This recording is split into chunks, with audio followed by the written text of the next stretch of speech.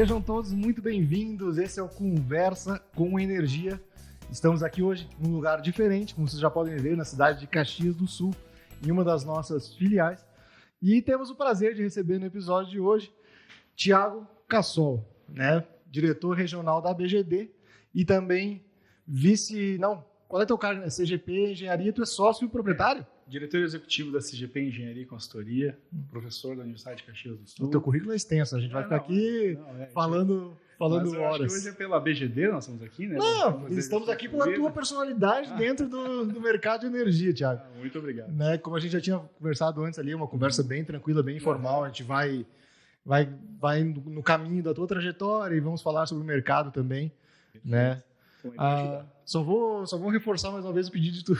Bem próximo, para ajudar no áudio. Thiago, vamos partir do início, né?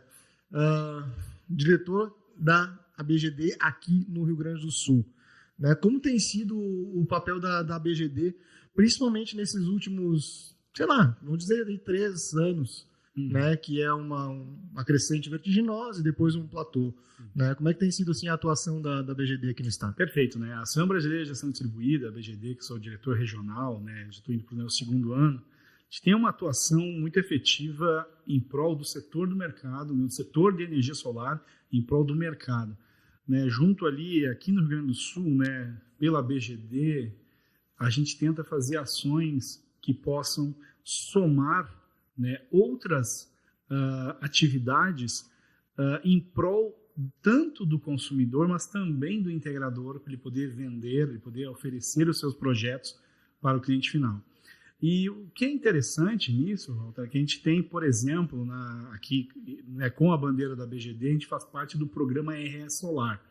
O programa RS Solar, em que eu sou o atual presidente, né, ele automaticamente é uma união de associações, é uma união de empresários, uma união de universidades. Aqui é um item que eu gosto de dizer que eu fico muito feliz. A gente tem uma dificuldade no Brasil muito grande de unir o setor empresarial, o setor acadêmico, no mesmo, digamos, com o mesmo objetivo.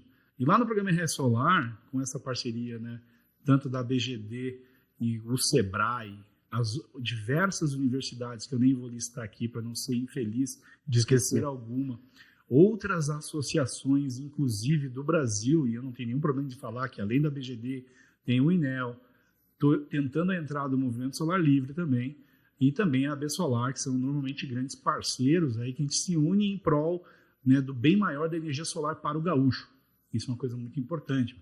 A gente tenta aqui trabalhar de uma forma plena, certo? Dentro do programa RS Solar, junto com todas as associações, todas as universidades, todos os interessados profissionais do setor de energia e eficiência energética, que a gente consiga realmente levar boas oportunidades para o gaúcho. E eu fico muito feliz de dizer que o programa RS Solar, nesses últimos anos, tem inclusive uma cadeira no governo do estado. Tem o subcomitê de energia solar, né, em que a gente teve um apoio muito grande do professor Eberson Silveira, que é um diretor da SEMA, Secretaria de Meio Ambiente, que é o que cuida do setor de energia no Rio Grande do Sul, em que nos possibilitou isso, certo? E aí nós, inclusive, também temos aí, por exemplo, o Sim de Energia, que é nosso parceiro, né? Tu comentou que o último entrevistado foi o Frederico Bosquin, né? Fred da direção do Sim de Energia, e a gente começa a ver que esses players, né, eles realmente fazem uma ação pelas suas empresas, mas também pela sociedade. Isso é uma coisa muito importante. Nosso setor de energia, nós podemos estar cada vez mais unidos. Nós temos ainda, né, muitas coisas para enfrentar, né? E aí tu citou aí o Sim de Energia, né? Tu ocupa o cargo aí de vice-diretor no setor de energia. Mas deixa eu voltar um pouquinho na tua trajetória e tentar entender como aí um licenciado em física veio parar no mercado de energia solar.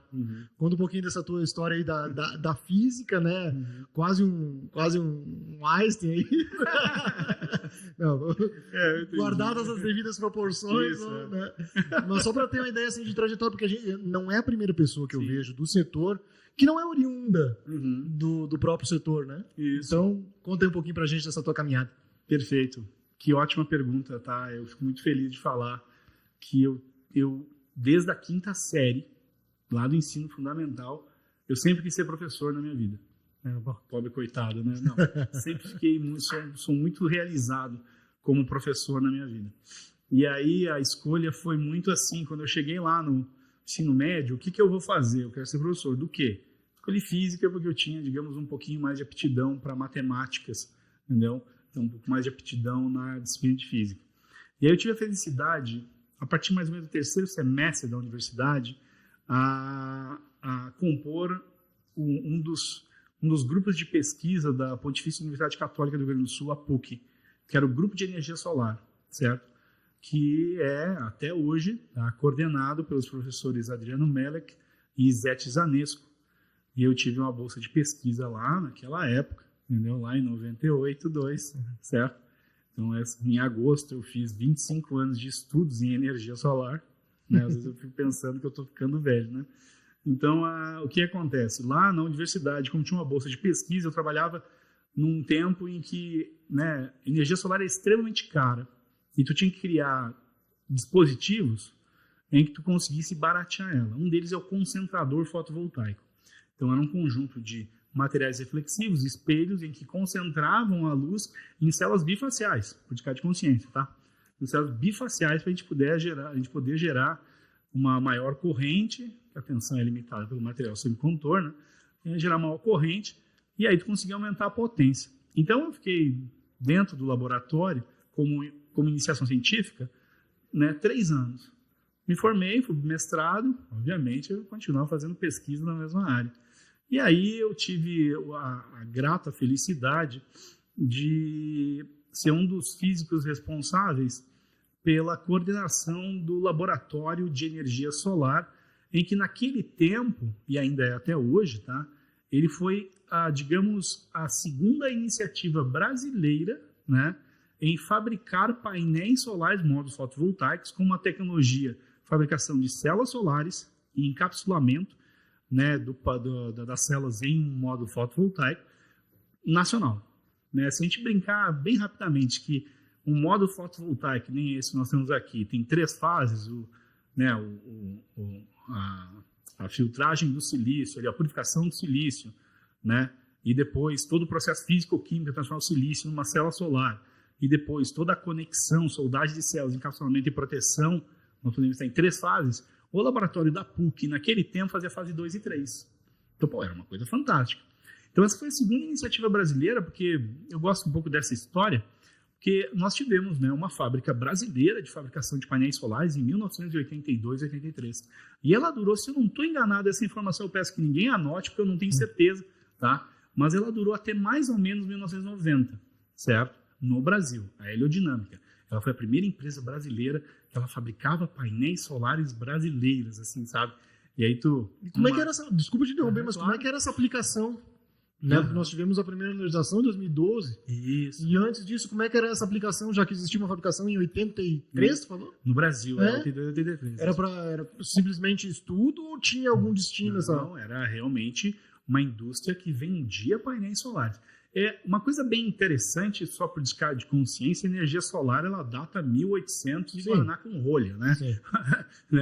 Becquerel lá desenvolveu as células solares úmidas e já tinha painéis solares úmidos em telhados, tá? Muito o que a gente tem hoje, né? Mas tudo bem, vamos deixar isso de lado, tá? Em 1950, mais ou menos, né, aproximadamente, aí a gente teve realmente a revolução do silício na área de semicondutores e foi observado pelo laboratório Bell que, peraí, esse material pode gerar energia. Então fizeram, né, os primeiros módulos fotovoltaicos para satélites e pequenas aplicações. Então a caminhada do semicondutor vem desde lá de 1952, silício, certo? Silício na fabricação de painéis solares. E o Brasil teve uma empresa para isso. E o que a gente imagina? Não tinha realmente geração conectada à rede. Não tinha legislação, que a gente comentou, não tinha nada. Mas vamos lembrar que uma das aplicações primordiais do sistema fotovoltaico é a estação off-grid. Painéis solares, controlador, inversor e baterias, certo? Então, o que hoje parece que muita gente está dizendo assim, nova aplicação, sistema off-grid. Na verdade, foi a primeira. Vamos dizer que foi, digamos, a primeira que catalisou, né, realmente uma empresa nacional, né, que foi realmente, vamos imaginar, o Brasil, né, não é difícil de imaginar, mas vamos realmente analisar. O Brasil é um país continental, né? Não dá para levar, não dá, principalmente naquela época, 1980, 1990, era muito complicado levar poste, cabo elétrico, transformador para todas as pontas, né? Se hoje já existe uma dificuldade logística, meu Deus, se hoje nós já temos uma dificuldade com nossas amigas concessionárias, né? Imagina, né, lá naquele tempo em que o setor elétrico brasileiro era praticamente, né, verticalizado, toda na mão de um único mentor, que era o governo, obviamente, né? Então ficava muito difícil fazer uma expansão. Então, tu ter um sistema off-grid com uma empresa que vendia um painel solar, e eu vou apontar aqui, mas tipo aquele ali que tu tem, que era na metade do tamanho, se não era menor, tá? Metade do tamanho, metade na largura, e células solares redondas. Redondas, tá? E o mais engraçado é que... Tinha 10 células em cada painel. Muito bom, perfeito. E sabe o que era engraçado? A gente conversa assim, quando tu lê uma literatura de fora, tem muita gente que, porque tu tem o wafer, né? Uhum. A lâmina, a célula solar é o wafer, né? Por que é o wafer, né? Porque ela era grossa que nem uma bolachinha wafer, né? Imagina, a célula solar naquele tempo era, né, em 1980 para 90, tu podia literalmente fazer o que não se deve fazer hoje, que é andar por cima de um painel fotovoltaico, porque não tinha como tu ter microfissuras no semicondutor pela grossura de 400, 450, até 500 micrômetros. Hoje nós estamos falando de uma célula solar de 120, 150 micrômetros. Então, tu tem, tipo, em poucos aí, 80 para cá, uma diminuição de 3 vezes no tamanho, na espessura, e aumento no tamanho, né, de uma forma muito significativa. Então, teve uma evolução muito grande. Mas no Brasil, eu quero que isso, quem estiver aqui nos ouvindo, o Brasil já teve uma tecnologia uma vez, em 1980, tentou, infelizmente não houve da empresa naquele tempo investimento tecnológico, a gente sabe que no Brasil isso é muito complicado, e depois, em 2003, aproximadamente, teve uma segunda tentativa. E aí eu conto uma história, que eu fico muito feliz de falar. A planta piloto da PUC-RS, em Porto Alegre, ela tinha parcerias lá na época, tá?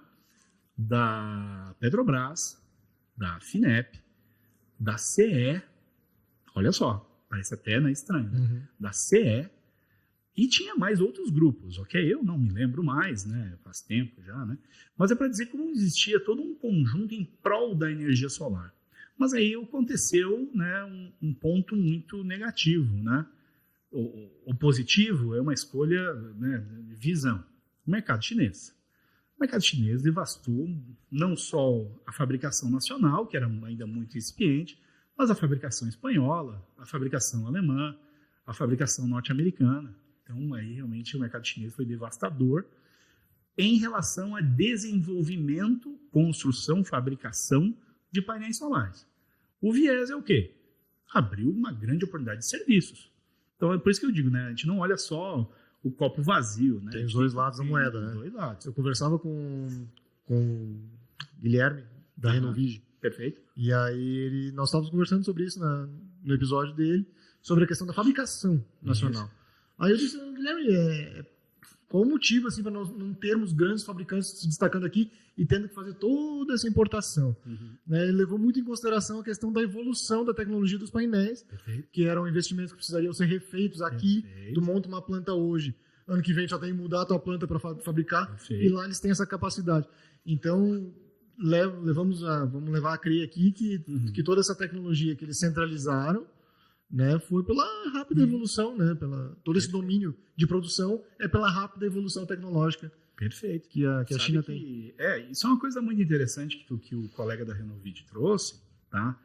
Assim, se para computadores nós dizemos que aproximadamente a cada 18 meses há uma dobra na capacidade de informações de um computador, de um processador, a energia solar não é muito diferente, tá? Mas realmente a gente tem, porque vocês aqui já estão também há um bom tempo no mercado, né? Você lá em 2018, 2019, você trabalhava com um painel multicristalino de 350 watt-pico. Hoje tu nem fala mais em painel monocristalino, em policristalino, hoje tu fala em monocristalino, tipo N, num negócio, de um painel solar que é maior que uma pessoa, tem 2,30 metros, 2,40 metros, entendeu? E uma potência, se tu investigar bem, 530, 550, já tem painéis mais potentes, né, que a gente viu até no Intersolar. Né? Exatamente, eu disse 740, foi uma coisa assim. É para te entender. 720, não me lembro. É para entender que é complicado tu ter uma indústria no Brasil em que tu tem tantos encargos, tanta, digamos, inércia para a mudança, e é verdade, no Brasil a gente tem muita inércia para a mudança do setor industrial. Não estou culpando a indústria, estou dizendo, estou relatando esse setor nosso. O que acontece. Né? Nada além de uma análise do que acontece. Então, por exemplo, a gente não consegue ter essa agilidade para acompanhar, infelizmente, tá? Porque eu acho que recursos humanos não faltam. Nós temos grandes universidades, tanto específicas na fabricação da célula solar, mas também na parte de desenvolvimento de, sei lá, inversores, novos modelos de negócio, controladores, baterias cada vez mais avançadas, né? Então, a gente tem essa capacidade, a gente tem uma morosidade no setor industrial por causa da sua legislação, né? Que é só uma contestação, não é nenhuma reclamação, né? A gente analisa informações, né? Tu falou que antes tanto da espessura, da célula, agora a gente está falando dos próprios painéis. O quanto tu acha que ainda pode evoluir tecnicamente os produtos? Ainda tem, assim, muito mais... Porque uma hora vai chegar num limite de evolução, assim, né? Não se reinventa a roda, né? A roda já existe, ela vai se adaptando, mas tudo tem um limite. Eu sou muito sério contigo, tá? Não é de hoje, tá? Que todo mundo está dizendo assim, o silício, que é o material base da fabricação do módulo fotovoltaico, da célula solar que faz parte do módulo fotovoltaico, o silício está com a sua vida para terminar, né? Eu não conheço ainda nenhum material que gere energia, certo? Na sua densidade, que nem o silício, mas principalmente não na densidade, mas sim na durabilidade. Tu pode pensar aí, grafeno, eu sou fã do grafeno, principalmente para armazenamento.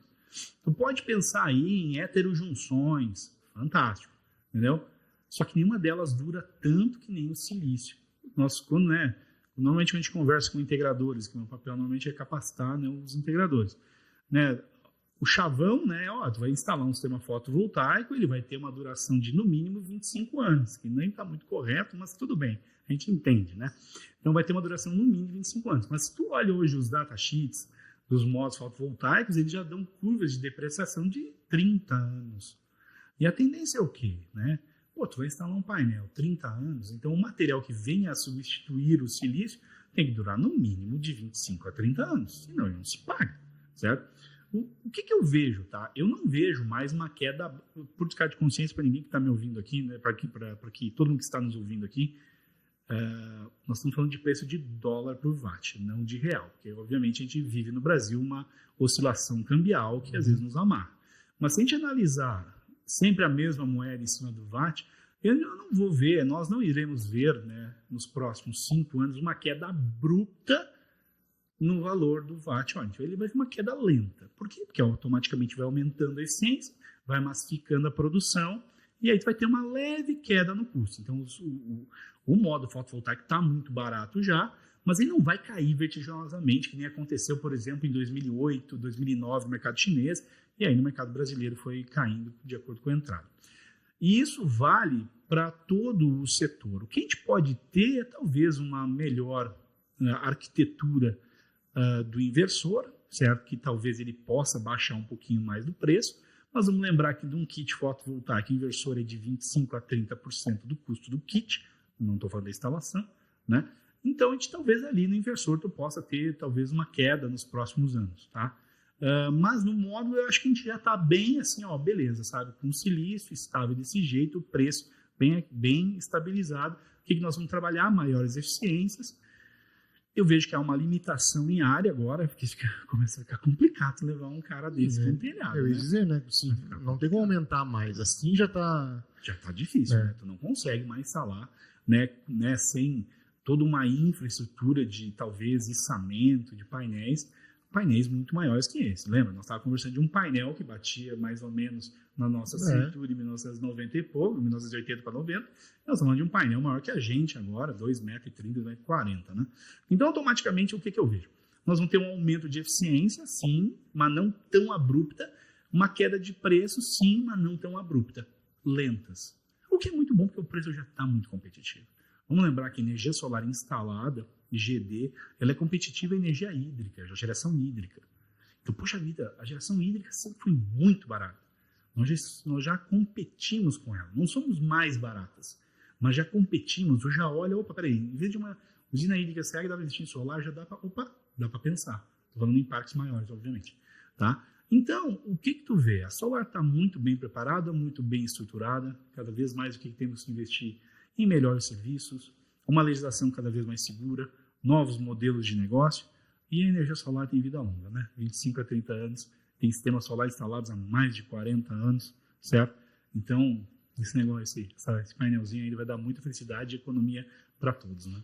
Tu falou ali questão de falar muito com o integrador, que é um dos teus papéis principais, tanto dentro da BGD como nos outros cargos que tu ocupa, né? Postos que tu ocupa. Eu assisti uma fala tua no Fórum GD, acho que do Nordeste, que está no YouTube, enfim. Né? E aí tu fala bem direto ali para integradores e para formas de gerir o negócio, né? De modo geral.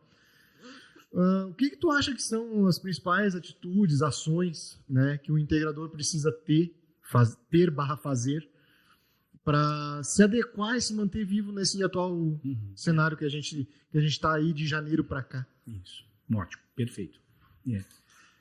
O que eu tenho comentado muito nas minhas palestras, né, e nas minhas capacitações, que esse ano é um ano de aprendizagem. Né? Só que clichê, né? Não é clichê. Nós vínhamos de praticamente, vou usar 17 para 18, até 2022, que a energia solar praticamente se vendia sozinha. E eu tô aqui, eu realmente boto, né, o dedo na ferida, praticamente se vendia sozinho. Todo mundo queria ter economia, todo mundo queria ter a famosa total isenção da TUSD, todo mundo queria ter o direito adquirido, então estava todo mundo desesperado, então ela se vendia praticamente sozinha. Até alguns integradores brigam comigo, mas não estava tão fácil assim no final do ano. Não estava tão fácil porque tinha muita competição. Mas eu estou falando em número de potência que são vistoriadas pelas concessionárias, que estão nos dados abertos da Agência Nacional de Energia Elétrica, e só mostrou que a energia solar cresceu de forma exponencial de 17, 18 em diante até 2022. Tá? Então, ela se vendia praticamente sozinha. Agora, o que acontece esse ano? Um esfriamento natural, porque nós temos vários fatores. A energia solar sempre viveu muito do financiamento, certo? A taxa de juros está altíssima. Está caindo, coisa boa, mas nós precisamos chegar aí em torno de um 9,5%, 8,5% para a gente começar a fazer a velha estratégia de trocar a fatura de energia elétrica por um financiamento. Tá? Entendeu? Eu convivo tanto com... Voltar com essa ferramenta de venda. Voltar com essa ferramenta de venda, tá? Tudo bem. Então voltar ali por em torno de 8,5%, 9,5%, e essa estratégia vai acontecer de novo. Tá? E o que mais aconteceu? Nós tivemos uma troca de governo. Normalmente, troca de governo assusta investidores. Ele fica, isso aqui, esse governo não vai, capturar minha poupança, que nem fez o Collor lá em gato escaldado. Então, gato escaldado, né? Vamos lembrar que normalmente quem investe em energia solar, principalmente no setor residencial, né, são famílias, né, que já têm sua casa própria, e normalmente são pessoas de 40 anos em diante, então eles ficam um pouquinho preocupados de reviver o Collor com troca de governo, né? Então, automaticamente, isso é uma coisa importante, né? Então, deu uma esfriada. Outro ponto também, foi criada de uma forma massiva no ano passado que energia solar só valia a pena até 7 de janeiro de 2023. Poxa vida, né? Muito integrador jogou areia no pé, e aí tá eu aqui tendo que dar um monte de palestra dizendo que esquece isso, é uma baita bobagem. Só que como levou tempo para o pessoal entender o que era RN482, crédito compensação, vai levar um tempo também as pessoas voltarem a aceitar que o fim da energia solar não era fim nenhum, era somente uma pequena, né, variação de mercado. Tá? E aí a gente tem agora, né, também o setor de energia solar tem que entender que a venda é cada vez mais consultiva, certo? Quem vende painel inversor é distribuidor, certo? Integrador vende solução. E ele esquece um pouco isso, tá? O integrador ele vende uma solução de energia que normalmente é baseada em modo fotovoltaico inversor. Mas ele vende o quê? A eficiência energética, a automação residencial, alguma possibilidade, uma melhoria no setor elétrico daquela unidade consumidora. Ele vende uma possibilidade de melhorar o sistema de gestão de energia daquela residência ou empresa. Aí o que acontece agora? O setor fotovoltaico, o setor de integração dos serviços de energia solar, como sempre vendeu muito fácil, não houve uma necessidade, estou falando isso de 22 para trás, tá? De muita qualificação. Eu vendia, né? Se eu não vender lá a automação, eu vou vender sistemas fotovoltaicos. Se eu não vender lá, né, o sistema de controle, eu vou vender um sistema fotovoltaico que está se vendendo. Agora não é mais assim. Então tu tem que ter muitos argumentos, primeiro para quebrar o que houve, né, aquela propaganda enganosa em 2022. O cliente final está mais inteligente, ele está, digamos, ele tem mais conhecimento, ele quer saber mais. E outra, tem mais concorrência. Tem mais concorrência, certo? Ano passado mais, esse ano ainda tem, tá? Então, o que acontece? Tu tem que ter maiores argumentos, tu tem que apresentar mais valor na tua empresa, mais valor no teu serviço. Então, automaticamente, isso ainda vai acontecer, na minha humilde opinião, até mais ou menos meados do ano que vem, essa necessidade de empresas a se recolocarem no mercado como consultores de energia e não vendedor de painel inversor. Eles trocam muito isso, né? Quem vende painel inversor é o distribuidor, né? Aqui, né, a MA, né, vende painel inversor. Né? O integrador vende uma solução energia baseada em painel inversor ou qualquer outra como eficiência energética. Tá? Então ainda vai precisar disso. A gente vai ter ainda esse tempo de maturação do setor fotovoltaico. Né? E como é que esse integrador faz isso? Bom, ele se qualifica, ele estuda, ele ouve um podcast, que nem você está promovendo aqui, ele vai nos fóruns, ele faz um curso com algum parceiro, faz um curso de graduação, não interessa o que ele quiser fazer, ele tem que buscar conhecimento para ele poder passar mais valor para o cliente dele vê ele como um parceiro, não na venda do sistema solar, e sim na gestão da energia, porque ainda acontece muito. O integrador adora a venda chamada, eu gosto muito de fazer a venda arrastão, né? Eu vendo para um e ele arrastei ele e depois não quero mais, entendeu? Ao contrário, aquela pessoa que tu vendeu, você tem, principalmente aqui na sua empresa, na MA, né? Você tem um conjunto de outros produtos para oferecer na automação das luzes, automação, monitoramento, né, da parte elétrica. Por que não aquele cliente satisfeito não usar outros produtos da tua empresa para oferecer novos serviços? Ah, Cassol, mas aí o valor agregado não é tão grande. Para com isso. Pingar, né, valores na conta sempre é importante. O teu cliente satisfeito com a tua solução, energia solar, monitoramento, a parte de controle de luzes, tá, né, que nem vocês oferecem, ou qualquer outro sistema, abertura automatizada de portas, desligamento automatizado de luz, todo esse conjunto de serviços, o teu cliente vai ficar satisfeito e dizer, olha, eu vou oferecer a tua empresa para aquele meu amigo lá, vou oferecer a tua empresa para aquele meu cunhado lá, entendeu? Por quê? Porque ele está feliz contigo. Tu não consegue fazer a venda recorrente do sistema, mas tu consegue vender outras coisas, né? E ajuda também na questão do relacionamento dos 25 anos que nós falamos aqui, né? Que tu tem que botar debaixo do teu braço ali e manter agradando, né? Cuidando. Eu gosto muito de dizer assim, né, que quando tu vende o sistema solar, tu faz um casamento de 25 anos, que é bodas de prata, né?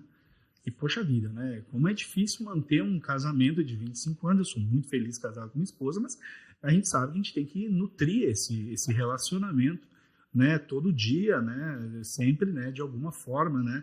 Da melhor maneira possível para te realmente chegar a longas datas de relacionamento com outra pessoa. Mas no setor solar, muitos, né? Vendem e nunca mais nem sequer conversam com o cliente. Acontece. Poxa, que relacionamento de 25 anos que é esse que tu prometeu, né? E aqui vem um parênteses, que é bem importante, que há também um outro... Eu estou escrevendo um artigo bem bacana, que são os mitos da fotovoltaica no setor comercial, tá? De integração. Muitos integradores oferecem uma penca de serviços grátis por 25 anos. Não. Tu pode oferecer 6 meses, 1 ano, uma lavagem... Tu pode oferecer, olha, eu vou fazer uma revisão textual, a garantia da minha estrutura é 6 meses, eu vou aí te atender. Mas quando uma empresa de geladeiras, que eu não vou falar nenhum nome aqui para não monetizar ele, né? Mas uma empresa de geladeiras vende uma geladeira, ele te dá uma garantia de 1 ano. No segundo ano, se dá um problema no compressor da geladeira, tu liga para o técnico, ele vai te cobrar a hora para vir. Ele vai te cobrar as peças. Pô, se o teu carro está na garantia e tu vai na concessionária, ele vai te cobrar a troca de óleo, ele vai te cobrar mesmo que esteja na garantia. Então, o nosso setor solar também tem que amadurecer nesse ponto. Nós precisamos entender que o nosso serviço é qualificado, no caso, o serviço da integração, a manutenção, a operação do sistema fotovoltaico, o monitoramento, inclusive, ele é qualificado e ele tem que ser monetizado. Como uma estratégia, tu pode dar 6 meses, 1 ano de graça, não tem problema. Se isso está dentro da tua caixinha, dentro do teu fluxo de caixa, perfeito. Mas tu não vai ficar 6, 7, 10, 20 anos disponível para alguém, não existe isso. Tu não vai daqui a... Né, o que eram os inversores há 3, 4, 5 anos atrás, garantia de 5 anos. Mas daqui a 5 anos trocar um inversor sem custo, não existe isso. Hoje os inversores estão chegando a 7, 10, 12 anos de garantia, mas mesmo assim, quando vencer a garantia, ele precisa de um carinho, né? Ou no caso, nem quando vencer a garantia, né? Na trajetória precisa de um carinho, tu não vai fazer isso sempre de graça. Porque o serviço tem que ser valorizado como integrador. E isso eu não sei o que aconteceu no setor solar, que a gente deixou de lado. Parece que se tu não lavar o painel de graça, tu é um capitalista malvadão, né? Se tu não fizer lá, né, se tu não cobrar a tua visita, tu é um cara horrível no setor solar. Não, gente, o serviço é qualificado, você tem uma equipe que tem que ter NR10, NR35, tem que ter treinamentos frequentes, que vocês fazem aqui, né? Tem que ter todo uma... Né? Parou para imaginar o quanto tu tem que investir num apoiador seu para ele ter a qualificação que a NA pede?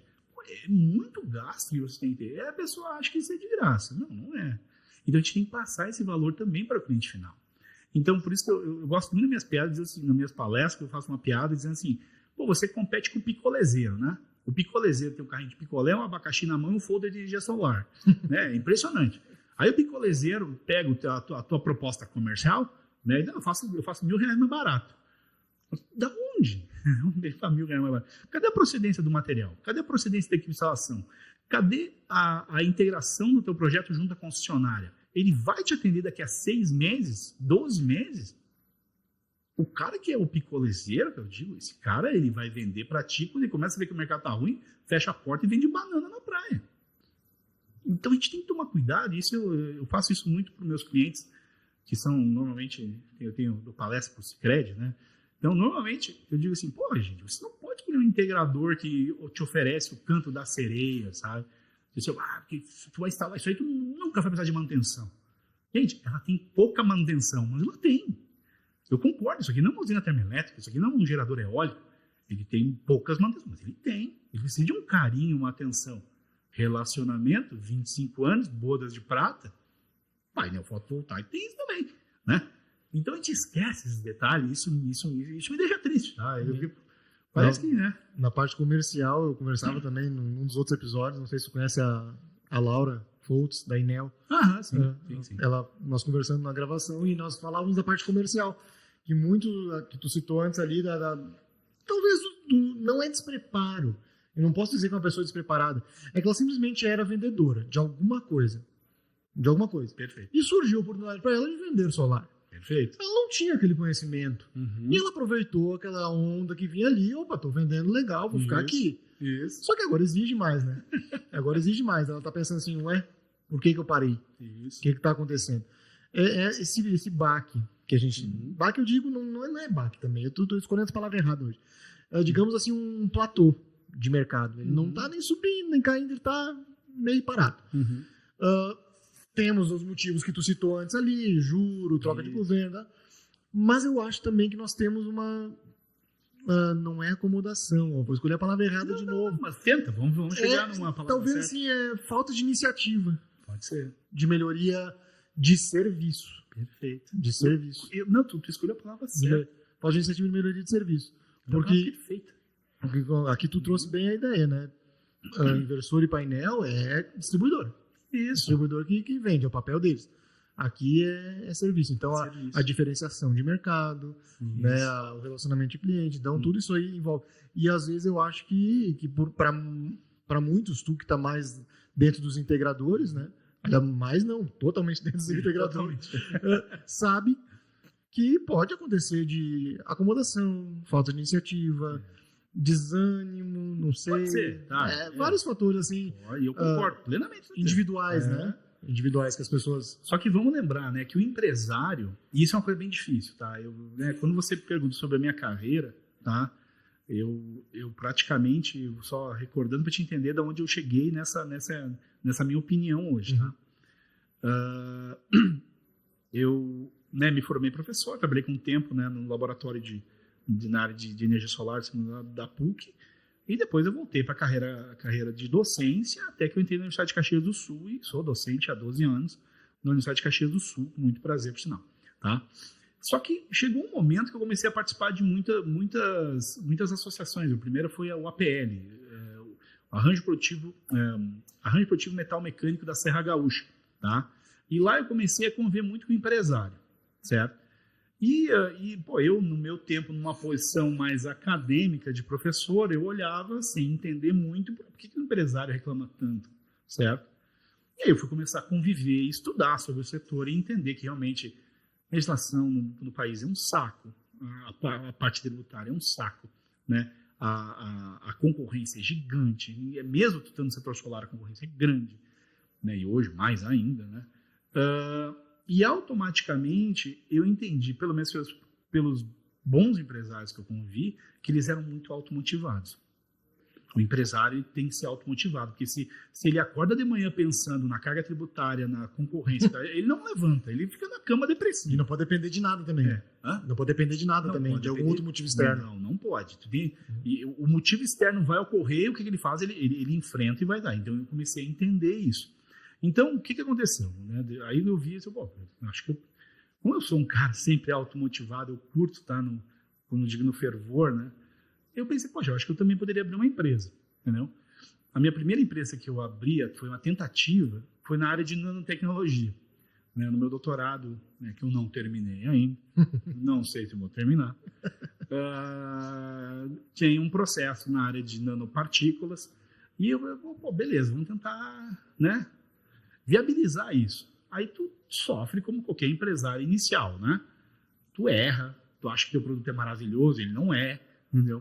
Tu acha que teu produto tá maduro e não tá, tu acha que o mercado vai adorar e não gosta. Beleza, não deu certo, né? Eu tenho uma xícara lá em casa, que quando eu chegar lá, meus 50 e poucos anos, escrever, né, sobre empresário, eu vou ter a capa do meu livro, uma xícara quebrada da Sai Nano, que foi a minha primeira tentativa de empresa no setor de empresarial, não necessariamente de energia solar.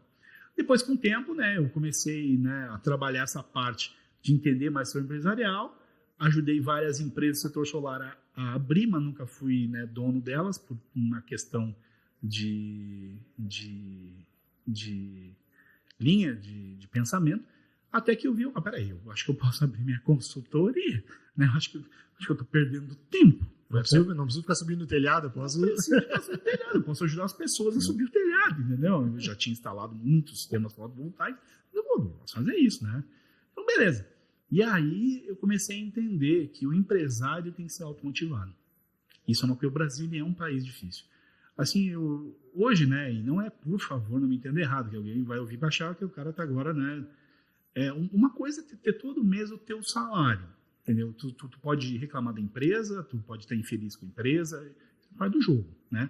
Mas a hora que tu bate o cartão, tu trabalha, faz o teu serviço e chega lá às 6, 7 horas da noite, vai embora, entendeu? Né? Acabou. Agora, quando tem empresário, tu tá trabalhando 24 horas. Tu tá na rua, aquilo lá, acho que é importante, isso aqui eu poderia estar implementando. Então, tu não para de trabalhar quando tem empresário. E tu pensa em todos os setores, né? Tu pensa em todo o elo da cadeia. Então aí, agora, né, como eu te comentei, né, se tu começar a pensar em tudo de ruim para abrir uma empresa, tu fica na cama chorando. Então o que tu faz? Tu toma a tua pílula de motivação e toca que nós temos que vencer isso. E isso é o que tem hoje no setor solar, que a gente tem que realmente pensar que tu trouxe muito bem, por sinal. O integrador, ele tem que se renovar nos seus serviços, ele tem que fazer boas parcerias, ele tem que ver novos produtos, novos modelos de negócio. Isso é uma coisa que eu bato muito. Eu gosto só de frisar, porque eu sou um cara muito realista. E isso, às vezes, eu pago muito por causa disso. Tá?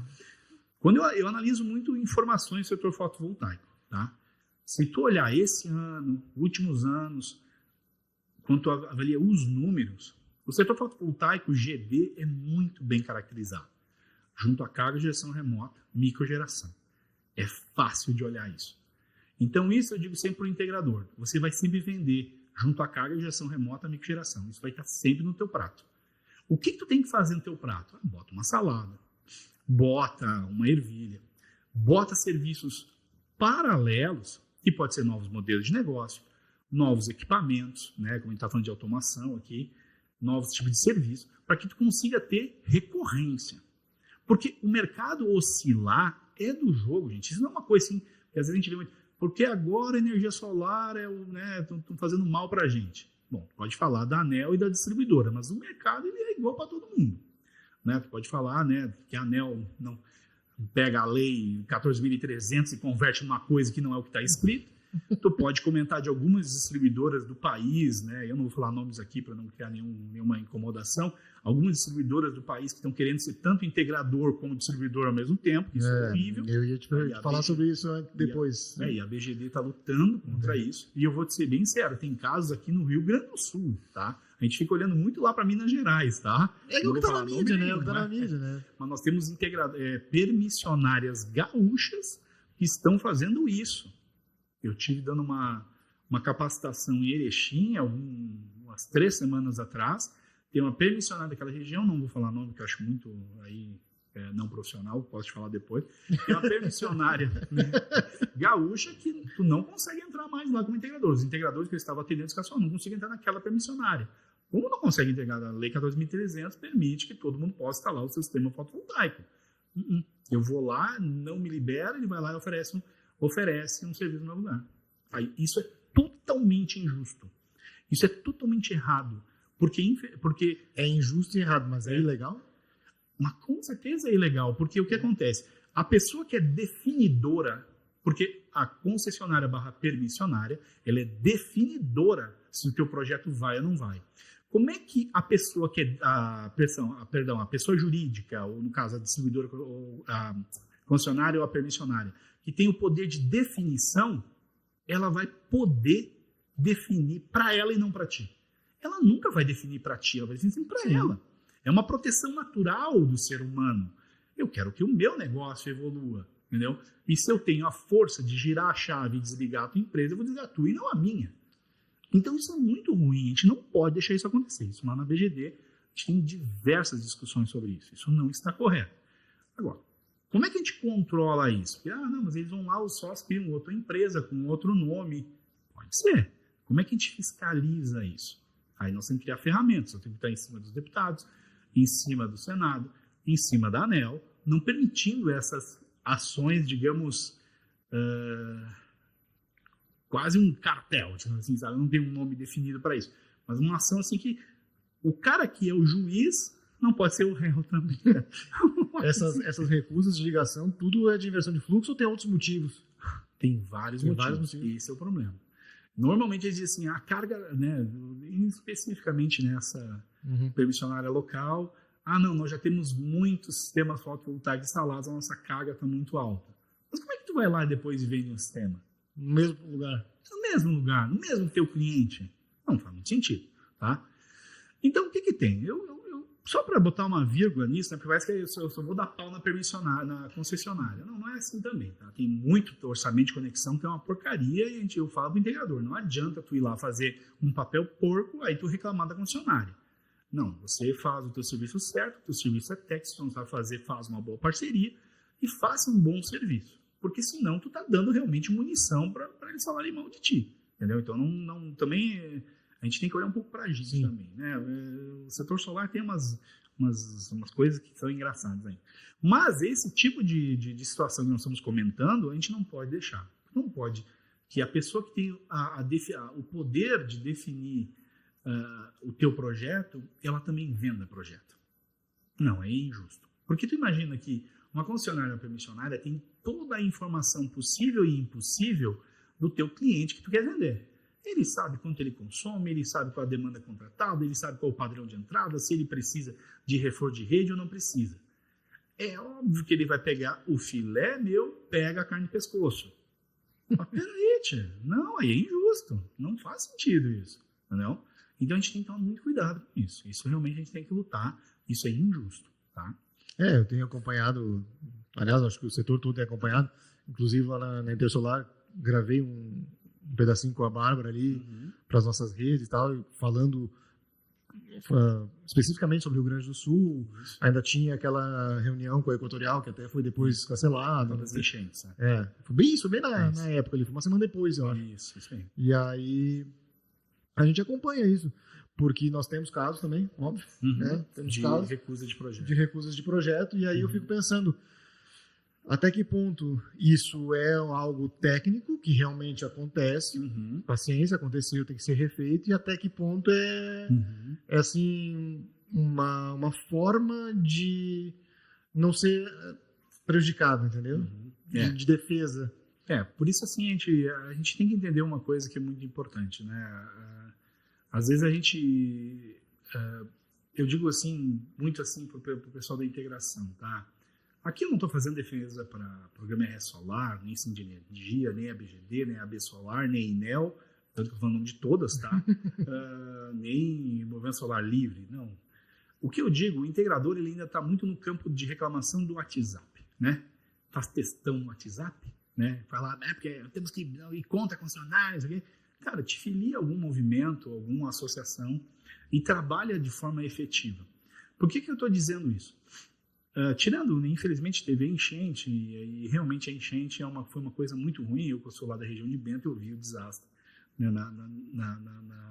nas cidades vizinhas, realmente foi muito triste. Então a gente realmente teve que dar um tempo para isso, porque as concessionárias tinham que realmente focar em ajudar as pessoas, em especial as permissionárias da região e a RGE. Então, e vamos lembrar que a CE Equatorial, a cada 2, 3 meses, tem um tornado que leva todo o litoral embora ainda, né? Não estou defendendo a CE Equatorial, já deveria estar melhor estruturada. Mas ela também está passando por uns perrengues bravos, né? Mas tudo bem. Então, o que acontece? Quando a gente faz um movimento que, por exemplo, eu consegui, junto com o Conselho do RS Solar, juntar o pessoal dos distribuidores, juntar também aí, né, o outro para o conselho, os integradores, e nós iríamos todos para a Assembleia fazer o movimento, e todo mundo ia ter uma hora de fala, para realmente falar, poxa gente, esse é um mercado importante, nós não podemos acabar com esse mercado, nós temos do apoio político. Então, esse tipo de ação, o integrador tem que entender que não é perda de tempo. Ah, não, só está milionário lá. Fala, não, negativo, eu ainda tenho muito boleto para pagar lá na minha empresa, né, eu tenho que trabalhar muito ainda, eu não estou com a vida mansa não.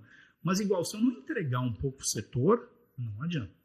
Então, o que eu digo muito para os integradores? Cara, se tu não pode ir nos movimentos com a gente, fale com o teu vereador, fale com o teu prefeito. O vereador não faz nada. Não tem problema. O vereador leva informação para o deputado estadual. O deputado estadual leva informação para o deputado federal. O deputado federal leva para o seu Senado. A gente tem que fazer esse movimento. Todo integrador tem que falar dos benefícios da geração distribuída, em especial a geração solar. Seja, não interessa o nível do político. Porque nós temos que bater o martelo, dizer, nós estamos aqui trazendo um benefício. Sim, nós temos os nossos problemas, certo? A geração fotovoltaica ela não é perfeita, mas se o PIB brasileiro crescer 2% ao ano, vai dar 2, 3 anos, não tem energia para todo mundo. Isso é uma coisa já que é cantada há anos, certo? Não é? A matriz energética brasileira, se não fosse a GD, ela está extremamente estagnada, certo? Então, automaticamente, a gente precisa, certo? De regras claras, e que sejam equilibradas para os dois lados. Ninguém está pedindo vantagem para a energia solar. Tá? A gente quer uma coisa equilibrada. Então, a Lei 14.300 equilibrou isso um pouco melhor. Agora, o que a gente precisa é que a ANEEL faça a leitura correta da Lei 14.300, não invente coisa de tudo de G, né? Microgeração pagando demanda, por exemplo. Estou pegando esse caso que ninguém mais fala muito, porque acho que cansou, né? Mas tu já observou que a cada 2, 3 meses acontece alguma coisa? É o fluxo reverso? É a lei que não chega? Agora vamos extinguir ex-tarifário? Meu Deus do céu, cara, tu não tem tempo no setor, sabe? Não deixa fluir. Todo ano tu tem que levantar uma bandeira e sair lutando. Por quê? Porque nós somos poucos ainda, né? Somos em torno aí de 25 mil empresas no Brasil, dados da Greener, né? 25 empresas. No Rio Grande do Sul nós estamos falando de 1.200 a 1.300 empresas, tá? No Brasil, não posso garantir que todas estão ativas, tá? E o que acontece? A gente gosta de fazer textão no WhatsApp, mas ir na ação, porque às vezes falar com o teu político local, eu nem estou te pedindo para ir para Porto Alegre, por exemplo, o integrador que está me ouvindo, falar com o teu político local, a gente não vai, a gente não faz. A gente vê muito ainda o nosso negócio, a gente tem que olhar o nosso negócio um pouquinho mais comum. Nós estávamos umas 2 semanas atrás no fórum, uma sexta-feira, Fórum GD das Energias Renováveis, que é um evento muito bacana organizado pelo Sebrae e pela Fiergs aqui no Rio Grande do Sul. Tá? Ele ocorre uma vez por ano, normalmente ali por setembro, né, organizado pelo Sebrae Metropolitano. Muito legal.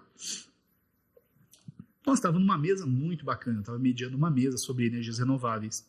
E aí nós tínhamos uma colega da Solar, uma colega da Biomassa e um colega da PCH. A colega da Solar, a colega da Biomassa, todos assim, poxa, vamos se agrupar, vamos se unir, vamos trabalhar formas legais da gestão distribuída. Aí um colega da PCH veio lá dar soco que a Solar era a culpada e a vilã de tudo que estava acontecendo de errado na gestão distribuída. Poxa, a gente não se une nem na geração, sabe? Você sabe como dói, né? Nem na geração a gente se une. Isso é extremamente chato, isso é extremamente complicado. Porque, de novo, a Solar teve, né, a gestão distribuída, não a Solar, a gestão distribuída teve seus benefícios, sim, para startar as tecnologias. Agora ela está madura e a Lei 14.300 trouxe um equilíbrio melhor, certo? Só que nós somos ainda todos fontes de geração em que o Brasil demanda isso, certo? Então a gente tem essa caminhada de também tentar unir o setor, que ainda é muito desunido, e o setor de geração. Solar é desunido ainda, e o setor de geração é desunido, enquanto as distribuidoras, pela Abrad, é extremamente unido. Então, vamos se unir primeiro nós, vamos entender o setor de forma plena, vamos entender nossas forças e nossas fraquezas e vamos apresentar propostas que sejam boas para a sociedade. Pelo menos isso que a gente tenta levar, em especial no programa RS Solar, com a parceria da BGD, né, parceria com o Sim de Energia e todas as outras associações que eu já comentei. A gente realmente está aqui em prol do setor, sem ninguém estar ganhando R$1, senão ele tem que pagar, fazer parte das parcerias, né, que não tem nenhum problema. E aí o pessoal tem que entender. Testando de WhatsApp não resolve nada.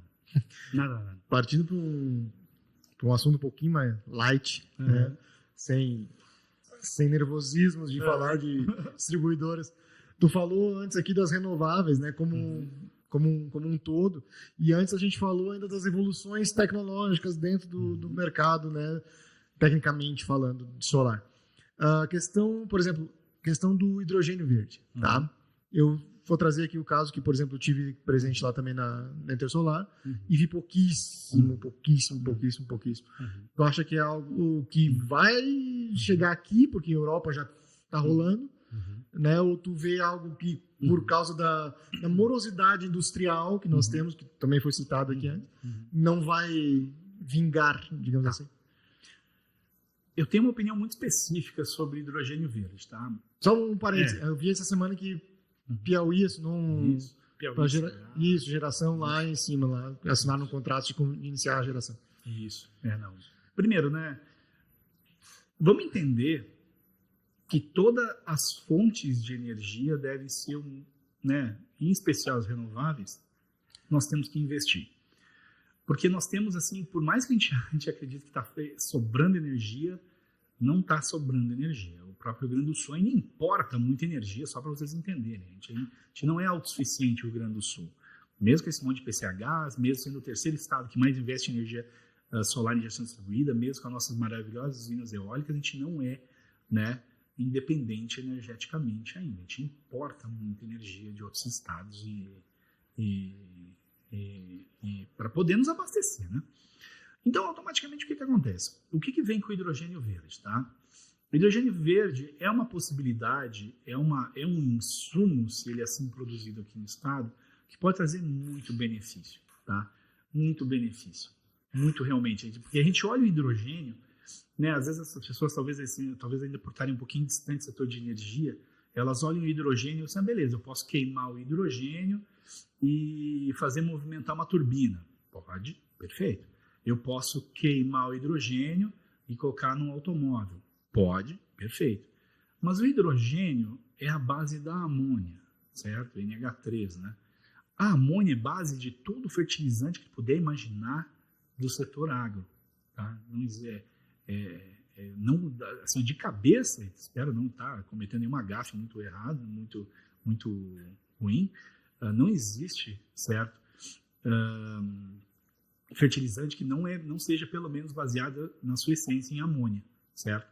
Então, o hidrogênio é uma commodity, tá? Que ele pode servir para alavancar toda uma cadeia produtiva gigante no Rio Grande do Sul, no Brasil e no Rio Grande do Sul, que a gente vai falar da nossa confraria, no Rio Grande do Sul.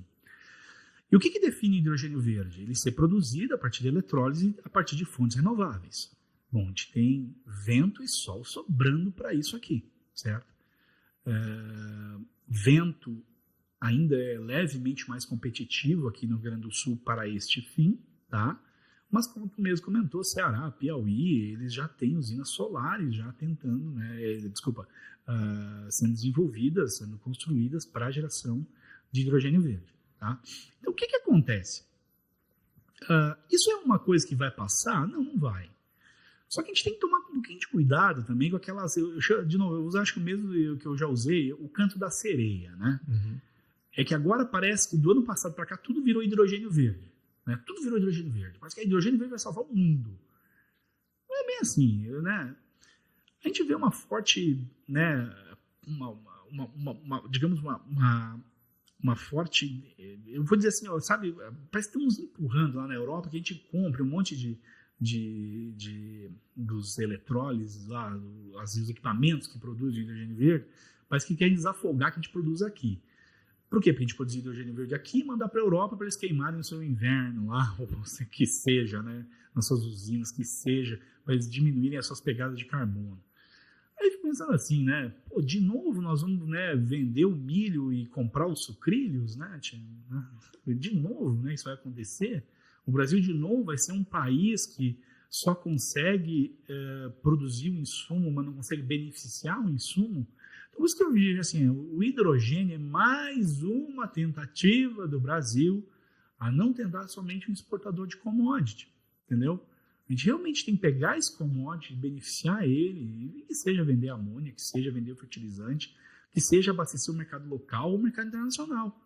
Então, o que eu vejo? É uma tendência, eu acho que a gente está sendo muito empurrado. É minha opinião. Espero estar totalmente errado, às vezes, tá? Porque às vezes a gente tem opinião, a gente espera estar errado, mas não, eles estão realmente pensando né, que o Brasil vai ser autoprodutor, que o Brasil vai arrumar sua cadeia produtiva e beleza, sabe? Que legal. Mas não é isso que a história nos conta, certo? A história não nos conta isso no Brasil. A gente gosta de exportar mineral, a gente gosta de exportar os grãos, comprar tudo beneficiado de novo, né? As maiores jazidas de quartzo para fabricação, para purificação de silício, fabricação de painel solar, sai do Brasil, entendeu? Aí nós mandamos isso lá para a China, para a Rússia, fazer lá o silício Czochralski, cortar e fabricar células solares na China. Aí o que a gente faz? A gente compra o silício da gente, entendeu? Beneficiado. Então, eu espero que o hidrogênio verde não siga o mesmo caminho. Eu vi boas ações do governo do estado, aqui eu não estou fazendo nenhuma política, não tem nada a ver com o atual governo, mas ele tem o roadmap do hidrogênio verde, o caminho, né, de como é que ele vai se comportar, qual a ideia de modelos de negócio, mas foi uma coisa muito assim, nossa, falou, e agora parece que deu uma desaparecida. Né? Parece que ninguém está muito mais falando de hidrogênio verde no Rio Grande do Sul. E aí tu vê iniciativas ainda talvez um pouquinho, sabe, tímidas lá no Nordeste, que tu agora me comentou. Então, claro, tu precisa de um tempo para essa tecnologia maturar, tu precisa formar recursos humanos, precisa entender a cadeia produtiva. Eu digo muito isso do biogás biometano, tá? Biogás biometano, a gente tem energia demais aqui tanto dos esgotos, né? Tanto do resíduo animal, que aqui na Serra é muito forte, só que tu não vê nenhuma indústria nacional fabricando biodigestores de qualidade. E o que acontece? O biogás biometano, que ela poderia ser tão produtiva que a energia solar fotovoltaica, inclusive no preço, no custo, a gente não consegue evoluir aqui. Por quê? Porque a gente não tem um mercado consolidado de fabricantes que consigam fazer a preço competitivo e consiga até ter um pouco de competição, porque não adianta ter um só produzindo e aí o cara bota o preço que quiser, né? Então, o que acontece no biogás biometano, certo? Que não aconteceu na solar, porque a gente só importando produtos, né? A gente está comprando, né? Eu gostaria que não acontecesse no hidrogênio verde. Eu gostaria que realmente o Brasil conseguisse consolidar uma tecnologia de hidrogênio, conseguisse formar uma cadeia produtiva, que tu pegasse esse hidrogênio, seja ele de uma fonte eólica ou fonte solar fotovoltaica, e tu realmente conseguisse gerar mais empregos. Porque uma coisa é a produção do grão, produção do insumo, produção do hidrogênio. Outra coisa é o beneficiamento. O beneficiamento normalmente produz empregos ainda mais qualificados e que pagam ainda melhor. E a gente ainda está lá produzindo insumo, que normalmente não paga um valor, pelo menos para quem está trabalhando ali, tão grande quanto poderia, certo? Como beneficiamento. Então, isso ainda, de novo, o canto da sereia a gente tem que tomar cuidado, tem que estar olhos atentos, o hidrogênio é uma realidade, ele está aí, mas o Brasil precisa olhar para ele como um protagonista, porque a gente tem só vento sobrando para fazer hidrogênio verde, de norte a sul, ou de nordeste a sul, se preferir, tá? Sobrando. Só que, de novo, nós vamos só vender a commodity ou nós vamos vender o produto beneficiado? Certo. Há pouco tempo atrás eu fui fazer uma participação num programa, numa rádio na capital, e aí, falando sobre solar, um dos comunicadores que estava na mesa falou uma frase muito interessante que eu achei, e que eu acho que isso serve para qualquer produto, serviço que começa lá, né, aos pouquinhos, e daqui a pouco está em franca expansão, e talvez isso possa acontecer com o hidrogênio daqui a alguns anos, né? Quando as coisas estão dando certo, as burras do Estado ficam ávidas. Ele falou exatamente essa frase. Fantástico. As burras do Estado ficam ávidas, os olhos crescem, todo mundo quer meter a mão, todo mundo quer dar pitaco, todo mundo quer um pedaço, né? E as coisas não evoluem como devem evoluir, né? Elas vão começando a ter entraves legais, jurídicos, administrativos. É impressionante como a nossa indústria da legislação e das leis é tão rápida, que é bem distante da nossa indústria mesmo, que ela não consegue acompanhar isso, né? E é verdade, tá? Tudo que começa a realmente beneficiar a sociedade, o que tu faz? Cria uma lei, né? Cria uma taxa, cria um imposto. Ah, que país complicado, né? Ô, Thiago, para a gente caminhar para o nosso encerramento aqui, eu vou fazer a pergunta de praxe que eu sempre faço aqui para os entrevistados. Eu sei que tu falou aí, tu tem 25 anos de... 25 anos, fiz a primeira semana de agosto. 25 anos de trajetória aí. Tenta resgatar na tua cabeça aí uma história que te marcou nesses 25 anos. Seja uma história que virou aprendizado, algum perrengue, algo engraçado, enfim. Uma história que te marcou, que tu sempre que tá numa roda assim de conversa, tu conta essa história aí. Consegue pensar no lugar? Que bom que tu me chamou essa. Hoje eu encho muito saco, até vou dar um curso agora de noite pro Sebrae, das 7 às 9. Eu encho muito saco do integrador que tem que ter NR10, NR35, sabe? Tem que ter os EPI, porque ele não pode fazer nada errado, porque esse serviço é elétrico. E aí, num determinado evento, acho que lá por 2001, 2002, no Shopping Total de Porto Alegre, tá o jovem estudante Cassol, né, recém-formado, e ia ter um evento de arquitetura sustentável, alguma coisa assim, tá? Não tem o mesmo nome do evento, arquitetura sustentável. E aí nós fomos instalar um ou dois módulos fotovoltaicos no telhado do Shopping Total e puxar um cabo até o evento, entendeu? Era só baixar um cabo, era uma instalação simples, era uma instalação off-grid, ia ter os painéis, um controlador, uma bateria, umas lâmpadas fluorescentes, né? Nem LED era ainda, né? Uma lâmpada fluorescente ali ligando, era um projeto que nós tínhamos ganho, normalmente a gente divulgava. E o Cassol, o guri, né, o que ele faz? Ele sobe no telhado, ele instala o sistema, ele prende, ele puxa o cabo, e quando vê, chega o bombeiro, quer me prender, porque eu não tinha a mínima noção naquela época que eu deveria ter liberação do shopping para subir, que eu teria que ter linha de via de vida e tal, e eu tive que sair quase, né, arrastado pelo bombeiro que está instalando um sistema fotovoltaico no Shopping Total. Aí eu vi uma mijada, e tá certo, estava errado, né, mas na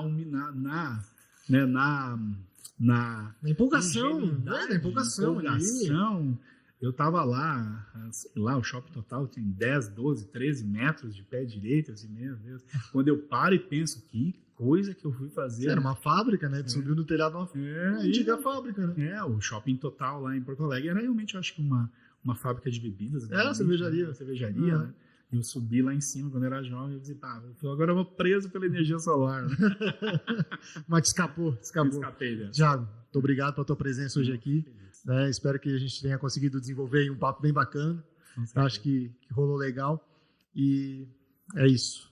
Tá? Perfeito. Obrigado pela disponibilidade, por ter vindo até aqui, até o nosso escritório. E espero reencontrá-lo mais vezes por aí. Com certeza. Tá? Obrigado mesmo pela oportunidade de falar para os teus parceiros, para os teus integradores, para os teus clientes. Nós estamos aí para ajudar o setor. Né? Eu não estou falando pela consultoria, estou falando realmente pela associação. Né?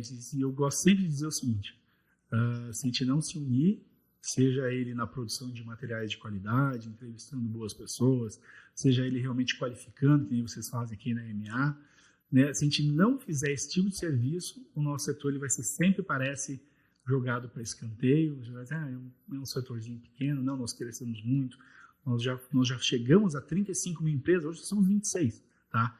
Nós chegamos a 35 mil empresas, o Estado já teve 2.500 empresas de solar, tá? Hoje somos 1.200, 1.300. O setor ele é forte, ele gera muito emprego, ele gera bilhões de reais em divisa, então a gente precisa de movimentos, realmente união e para levar a melhor informação para todo mundo. É isso aí. Esse foi mais um episódio do Conversa com Energia. Espero que vocês tenham gostado do papo de hoje. Não se esqueça de se inscrever aqui no nosso canal e também você pode conferir todo esse áudio no Spotify. Um abraço e até a próxima.